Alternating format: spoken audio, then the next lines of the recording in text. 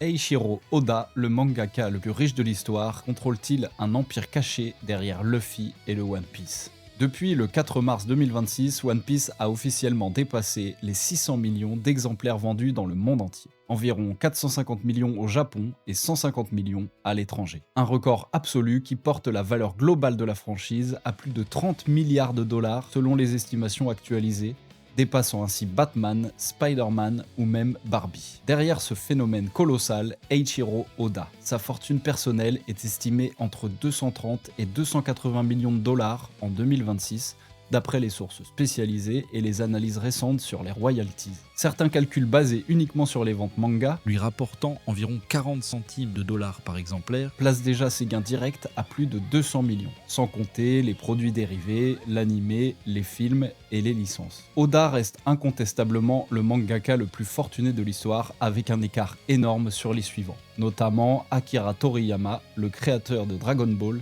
dont la fortune était estimée à 55 millions avant son décès en 2024. Mais le geste le plus incroyable arrive avec ce cap symbolique. Oda a enfin écrit sur papier le vrai secret du One Piece, ce qu'est réellement le trésor et le destin final de Monkey D. Luffy. Un seul feuillet, plié, enfermé dans un coffre miniature, le tout scellé dans une fer résistante à la pression, puis descendu à 651 mètres de profondeur dans l'océan par une équipe spécialisée. Personne ne peut le récupérer avant la fin du manga. La réponse reste littéralement au fond de l'océan, inaccessible jusqu'au dernier chapitre.